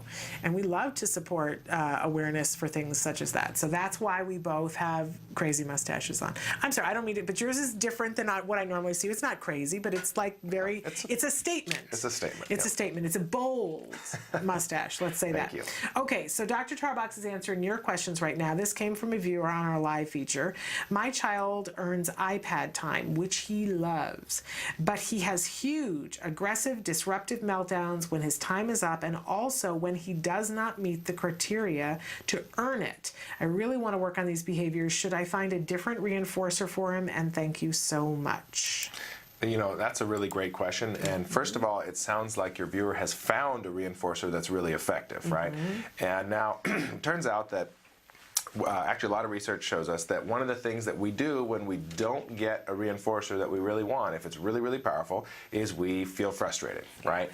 And so in the past, if acting out has helped us get what we want, then we're likely to act out at that point, right? So it makes sense that you're going through what you're going through.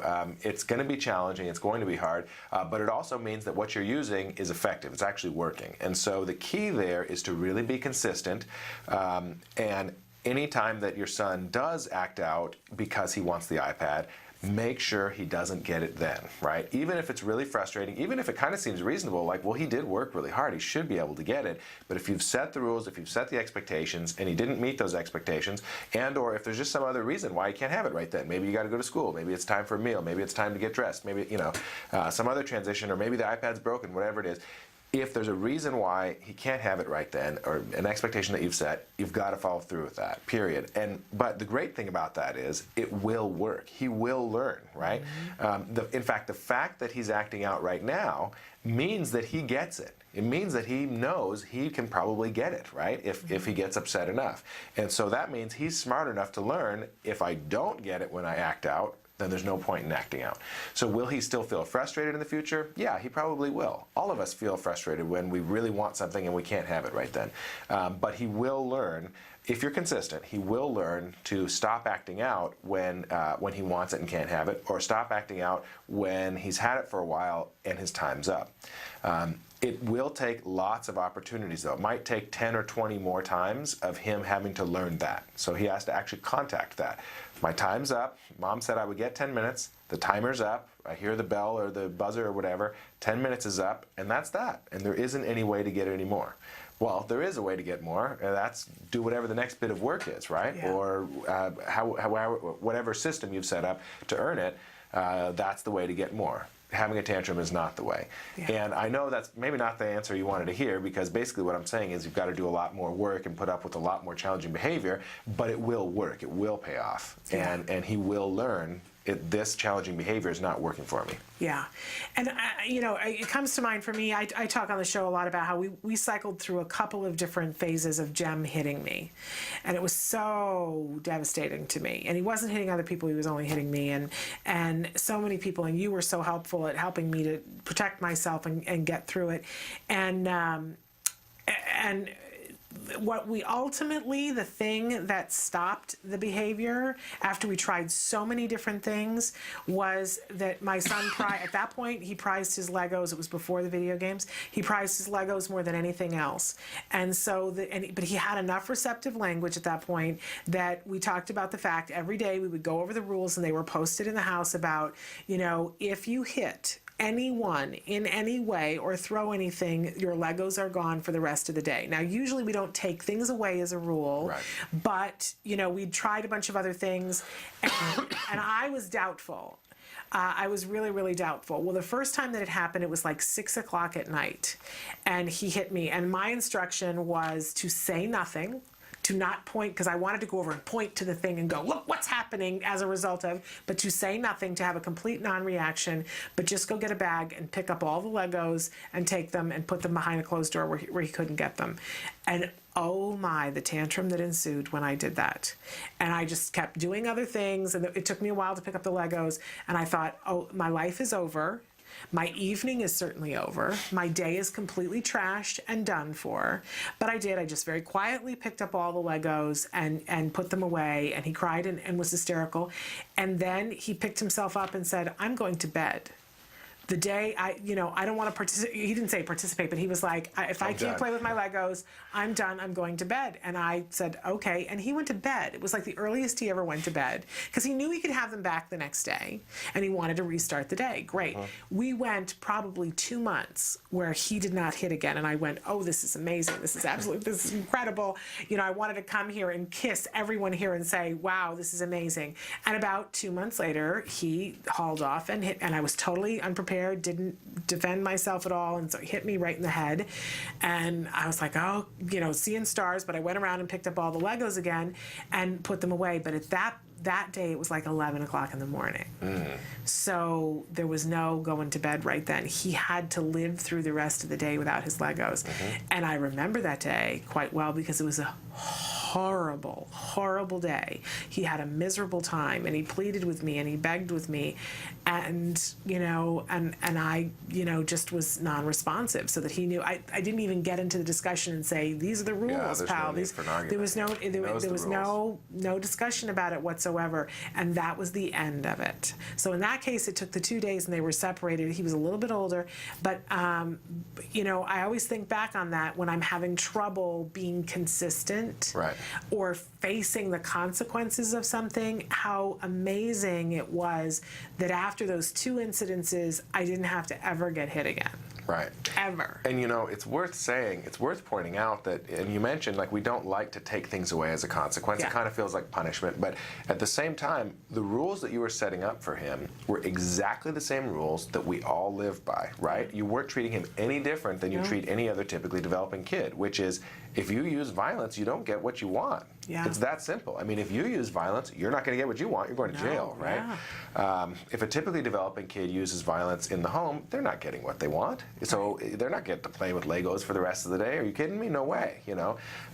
If a typically developing kid uses violence at school, it's even more serious. They could even have the police called on them. So it's just a matter of setting up very simple rules that are reasonable expectations, and that honestly are treating our kids on the spectrum just like any other kid. Yeah. It's kind of amazing. And as a total side note, but you made me think about this. Have you seen this new series on the Sundance Channel called Dream School? No. Well, we'll have to talk about that because it's really, they're taking kids who are not on the spectrum but couldn't make it in a typical high school setting, and they give them an ideal setting where they have, people like Oliver Stone teaching them history, right? They have all these stars. 50 Cent comes in to lecture to them. They have people that are meaningful to them come in and lecture and take them on field trips to do interactive hands-on things, and yet some of the kids are still having huge behavioral and violence issues. Some of them got kicked out of school, one for punching his principal. Wow. And I think the show is incredible, but the one thing that they're missing is a BCBA who can talk to the parents. In one case, the dad says, they want to talk to him about his anger issues and the fact that he's, hitting things and throwing things and displaying violence. And the dad says, well, we know he's angry, but you can't change who he is, right? And the principal and the teachers are there saying, this child needs help. And the dad's like, well, you can't change who he is. And it reminded me that it's not just on the autism spectrum, that there are parents who don't know how to deal with behaviors, and that there are things that would help. And I watched that and I thought, oh, this kid's going to end up in jail. And then the dad will be saying, well, we can't change who he is. That's right. And that's not who he is. That's right. And it's such a sad misconception that people get emotions and behavior and personal identity confused.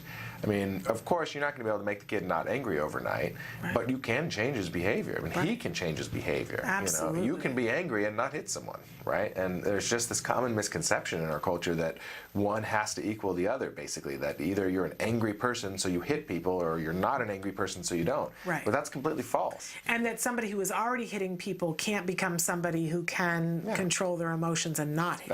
It's completely false. Interesting. All right. Well, we're going to take another break and come back with more with Dr. Jonathan Tarbox after these messages. Monica Holloway is a critically acclaimed author, speaker, and activist. She is also an autism mom. Her son Wills was diagnosed with autism at the age of 3. Now, at the age of 15, Wills is a high school freshman, attending a mainstream school. I'm in a brand new school. I'm in a great school that I love, and I'm really happy there. I made friends pretty quickly on the first day, and something interesting happened to me on the first day. Tell me. We were doing an art project with fabric markers, and there was a little label on it that said, "Squeeze for best results." Okay. And so I squeezed it and it exploded all over the people at my table. Oh no! And we were all covered in little blue dots. I asked Wills how he describes autism to people. I say that I have Asperger's syndrome, which is a slight form of autism. It doesn't make you any different. It really doesn't. It's just there, and it just kind of makes you who you are. I asked Wills what he thought of the Sandy Hook shooter's actions being linked to autism. Please, just don't be scared of autism. If somebody has autism, don't be scared of them. Chances are they're not violent. They're just like you or me. Monica is a proud mom with good cause. I asked her to describe Wills in 5 words. Generous, curious, funny, sensitive, loving. We had a chance to talk about the Sandy Hook massacre and how Monica heard the news. On Friday, when the shooting happened in Connecticut, I was in my car, and my husband Michael called to tell me what had happened. And I was in a state of shock, as I think we all were, but that many children. And I felt, I guess a mind can't take in that kind of information without feeling nauseous. I felt it go from here all the way down my body. I started calling everybody I knew to tell them I loved them, and I was thinking about them, and I just wanted to be with the people that I knew. I started hearing more and more information come on the news about this shooter having Asperger's or being autistic. And then I started hearing things about, well, does autism cause violence? And I was in a whole other level of shock. Never in a million years would I think that somebody might associate us and my son's face with the face of violence just because he has Asperger's. And I've seen bad days and good days, and that's what kills me, is like there was not a day bad enough to ever make me think that he or any of his friends could ever be violent. The only thing that made me even feel a little bit better, to do something to help educate. And so we've started a campaign on my Facebook page, Cowboy and Wills. It's called I Am the Face of Autism. And please post a picture of yourself. It can be your child, your friend with autism. Let's put these beautiful faces of these people with autism on to wipe out the face of this murderer. Let's put our faces in front of his. Welcome back to Autism Live. We are here right now with Dr. Jonathan Tarbox, who is the director of the Autism Research Group, a really wonderful resource. And before we go any further, I want to make sure, I promised that if we did this, we would let everybody know after each break. If you just tuned in, Dr. Tarbox and I are sporting mustaches to support Movember. Correct. And I had heard of Movember, but I didn't realize that it was to support men's health issues, but in particular, prostate cancer. That's correct, yeah. So here we are. You're doing the real job. I had Dr. Tarbox draw a mustache on me. So that's why we are mustached out. And hopefully you'll join us in supporting our men's health issues. So, but answering your questions that you've written in, the next one is, my cousin's son is 2 and toe walking. He makes great eye contact, but he almost stares too long. I think we should say something to my cousin about getting him evaluated. We have 2 kids on the spectrum, so clearly it's in the family. My husband says leave it alone, that I think that everyone has autism. Should I say something? And we were talking during the break that I also have been accused of this by my husband, that, frequently I will look and identify, because it's a huge spectrum and there are all kinds of symptoms. And I firmly believe that all of us has at least one of those things going on. And sometimes it takes a while. You meet somebody and it takes a while before, and then when you see the place where they get hung up with something or get stuck, and I go, oh, that's where they are on the spectrum. And my husband confuses that with that I think that they have autism, and clearly not, because you can have one element and you don't qualify for a diagnosis. But That's right. Dr. Tarbox, what do you think? Well, I love that question because it is kind of true that all of us in the autism community, we get so tuned into what we do on a day-to-day basis. And of course, if we have kids on the spectrum, of course, we're thinking about it 24/7. And so we do start to notice things everywhere, right? Like if you're an architect, you start to notice architecture everywhere, right? If you're a construction worker, you start to notice how things are built, If you're a botanist, you start to notice what types of plants you walk by all the time. So you can't help it. It's just it's a part of becoming an expert at something is you notice things like that more than anybody else. So we do many of us do sort of seem like we think everyone's on the spectrum, although we don't, but we get accused of that all the time, know. And of course, it is kind of awkward sometimes in family situations because, of course, your family member, if they're not, if they have little or no experience with, folks on the spectrum, and you do, they may well think that, of course, you're going to say their kid has autism because your kid does too. Maybe it makes you feel a little better if other people do too, or something, right? And I'm not sure that there's anything to that, but that is what a lot kind of think. There's a fear there, right? Yeah. So you do have to be careful, and you do have to be kind of diplomatic about it. My personal perspective is if you care a lot about your family and you love them, the best way to love somebody is to support them in the way that you would want to be supported. And regardless of whether it has to do with autism or other issues, like honest advice and honest feedback without being pushy and without being annoying, without being judgmental, is probably the best thing family can give each other. You got to do it diplomatically, and you got to be nice about it, and you got to know when to back off, right? You can't push it, you can't badger them about it, but it sure couldn't hurt to mention a little something about, hey, it couldn't hurt to, to have a look at some of these warning signs or something like that, or maybe, go see so-and-so, or maybe there's a lot of things you can actually fill out online now. They're like screening tools. So something like that might be appropriate. At the same time, just doing one particular symptom is definitely not the same thing as being on the spectrum or enough to get a diagnosis. Right. And all typical children at some point do something on the spectrum. Every single one, right? So almost every typically developing baby engages in repetitive behavior. And kids on the spectrum sometimes don't grow out of that, whereas typically developing kids will grow out of that, and they'll start playing in a more variable and creative manner. A lot of typically developing kids do start toe walking at some point, and it may or may not go away. If they're doing it all the time and it doesn't go away over the course of maybe a month or so, then at that point you start to say, okay, that's kind of outside of the typical range of toe walking. Probably all kids experiment with toe walking a little bit when they first kind of learn how to do it. So that's something to consider. Yeah, it's a tough subject about when do you say something and when do you not say something. And I think the toe walking is a tough one in particular. I have a nephew who is 19 now, and he toe walked endlessly. I didn't know that toe walking was a symptom of autism until after my child was diagnosed, but my nephew toe walked everywhere, and we would talk about it and we'd go, it's like he's in a pair of high heels. And when I tell you that he is the most typically developing, neurotypical 19-year-old I've ever met, so when my child started to toe walk, I thought nothing of it. Right. And when they said, oh, that's a symptom, and I went, really?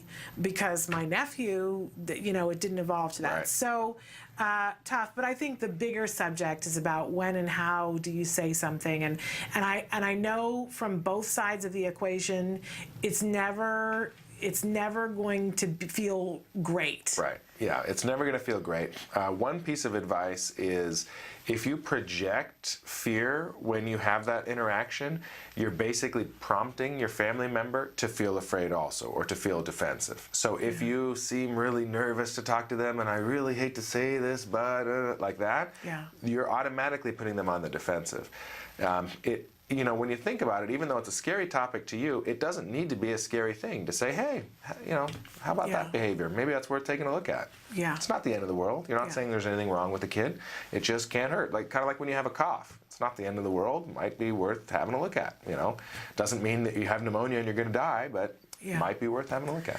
And I know for me, when I look at if a friend has a child and they identify, because you have conversations with people and they say, oh, they're behind in this, right? That's a very typical conversation that people say, Absolutely. oh, we haven't met this milestone, or I'm concerned about this, or, one of the things that I say to people often is, it's very easy for a child to get behind. And for whatever reason, we never want to let a child get any further behind than we absolutely have to. That's so right. Best thing to do is get it checked out. That's and right. in all likelihood, all you're going to identify is where they're behind, and then that's very easy, quick. To get a child caught up, we know how to do that. Right. But right. have them get looked at to see how far behind they are, because that becomes an entree into all kinds of other things, and you don't have to say the A word. Right. Right. Which Absolutely. is so, and especially if it's a family member who's seen what you've gone through, it strikes fear in their heart. Mm-hmm. And unbelievably to me, there are people who are afraid that their children will be misdiagnosed and forced into therapy that they don't need. Yeah, which as if that's the worst thing that could happen to you. And quite frankly, that doesn't. It doesn't happen, right? I mean, there might be some case of it at some point, but that doesn't happen. I mean, not in today's world. Parents don't want really intensive therapy that costs a lot of money and takes a lot of time if their kids don't need it. Doctors don't have an incentive to diagnose. If anything, insurance companies don't want them to diagnose. Exactly. Right? So it's not like the problem is really on the other equation, that there are kids who probably need a diagnosis who aren't, not probably, there are kids who need a diagnosis and don't get it, and could be missing out on life-changing therapies. I should mention also my typically developing 19-month-old baby girl, not so much of a baby anymore, and by all accounts, completely typically developing, doing fine. Started toe walking about a month ago, and of course my wife and I go, don't do that, don't do that. Right. We're thinking, should we tell her to stop or something? No, just leave her alone. That's totally typical. Let's see what it turns into. Yeah.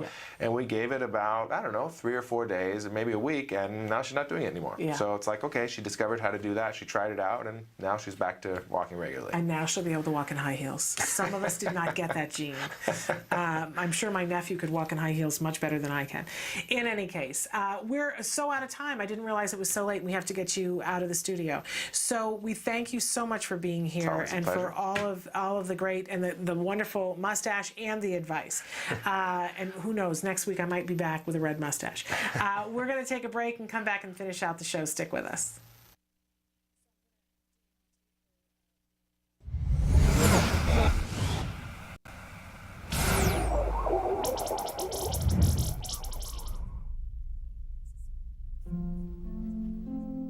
Currently, in the United States, 1 in 88 children is affected by autism. 1 in 88 means something different when your child is the one.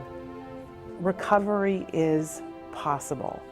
Hi, I'm Shannon Penrod, host of Autism-Live, an online show about autism broadcast by CARD, the Center for Autism and Related Disorders. I'm also the mother of a child with autism, my beautiful son, Jem. You know our old joke, guess what? Chicken butt. Chicken butt. So we're going to take the chickens.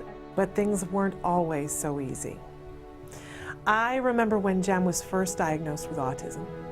I used to lay awake at night in bed and pray for someone or something that could help us to get our child back. My prayers were answered by Dr. Doreen Grandpichet and the Center for Autism and Related Disorders. CARD treats autism and other related disorders using the principles of ABA, Applied Behavior Analysis, which is the only scientifically proven effective treatment for autism. It is also recommended by the American Academy of Pediatrics and the U.S. Surgeon General.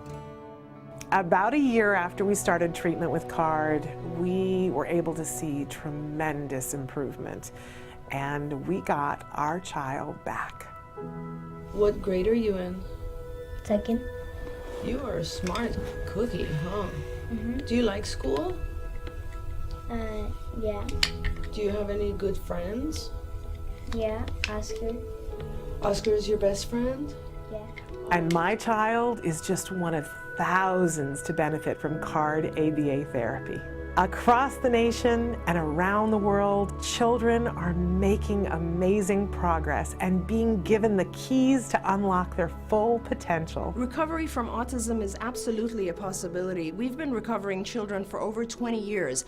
It's just a matter of identifying the child's medical needs, understanding the child's sensory issues, and then teaching the child all of the skills they need in order to function normally. We know there's hope for autism. Autism is treatable and recovery from autism is possible.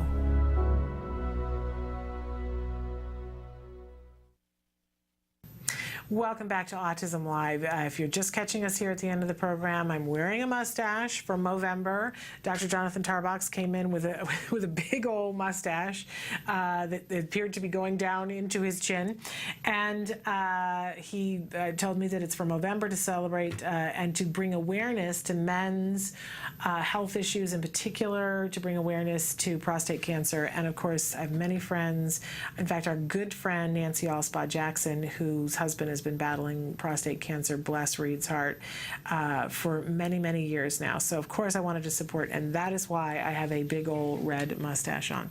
So we're here at the end of the week, and I have to give you some programming notes because we're not back until next Wednesday. We're not here on Monday for Veterans Day, and we're not here on Tuesday either.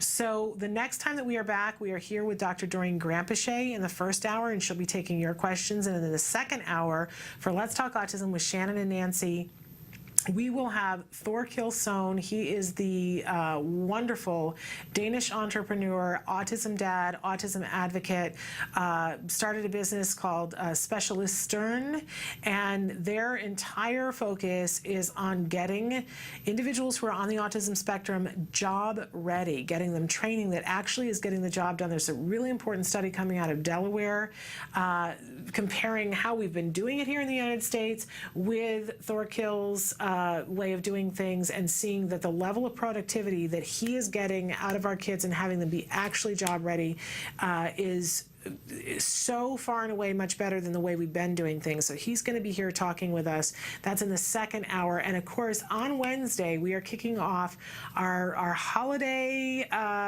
here at Autism Live. So we're going to start giving away something every hour. You're going to want to watch the show and have friends and family members watching the show. You don't have to watch it live. You can watch the recorded version. There'll be a word every hour that will be projected on the screen for a few minutes. You're going to want to write that word down, email it to us, and we will choose a winner for the gift for that hour from that pool of correct answers. That starts on our very next show. Very excited about that. You won't believe some of the things that we have to give away, and we're going to continue that right through the holiday season. So make sure that you're here with us on Wednesday. Big, big show. Until then, keep in touch with us on Facebook, and please give your kiddos a hug from me. Bye-bye for now.